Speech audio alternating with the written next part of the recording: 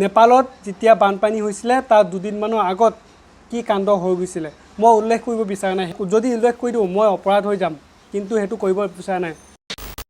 নেপালত হোৱা বানপানীৰ বাবে মই বহুত দুখ পাইছোঁ। যিয়ে হওক তেওঁলোকৰ মানুহ আমিও মানুহ।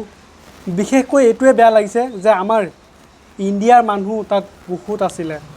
অকল ইণ্ডিয়াৰ মানুহে নহয়, সেইডোখৰ ঠাইত ফৰেন কাউণ্ট্ৰিৰ পৰাও মানুহ আহিছিলে ফুৰিবলৈ। ইমান বেয়া লাগিছে, ফেচবুক ইনষ্টাগ্ৰামটো অন কৰিব নোৱাৰি, খালি একেটাই পাওঁ যে নেপালৰ বানপানীৰ কি সমস্যাত ভুগি আছে তেওঁলোকে। একো নাবাছিলে, সকলোখিনি চাফা কৰিলে। আমাৰ অসমতকৈ ভয়ংকৰ হৈছে তাত।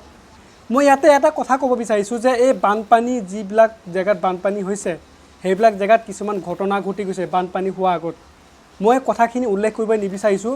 যদি উল্লেখ কৰি দিওঁ মই অপৰাধ হৈ যাম, কিন্তু সেইটো কৰিব বিচৰা নাই। এতিয়া চাওক, আমাৰ অসমৰ যিডোখৰ ঠাইত বানপানী হৈছিলে শিৱসাগৰৰ নিচিনা জেগা, সেই শিৱসাগৰ জেগাটো উজনি অসম বুলি বিখ্যাত। কিমান ওখ জেগা হয় সেইডোখৰ। আৰু চাওক, কোনো বছৰ শুনা নাই যে বানপানী হৈছিলে বুলি, কিন্তু এইবাৰ চাওক বানপানী হৈ গৈছে। প্ৰব্লেমটো কি আপোনালোকেতো হয়তো নিশ্চয় বুজি পাইছে। আৰু নেপালত যেতিয়া বানপানী হৈছিলে তাৰ দুদিনমানৰ আগত সকলোৱে নিউজত পাইছিলেই কি কাণ্ড হৈ গৈছিলে। মই উল্লেখ কৰিব বিচৰা নাই। মই কোনো মনত বেয়া ভাৱ লৈ পিনি কোনো কথা ক'ব যোৱা নাই।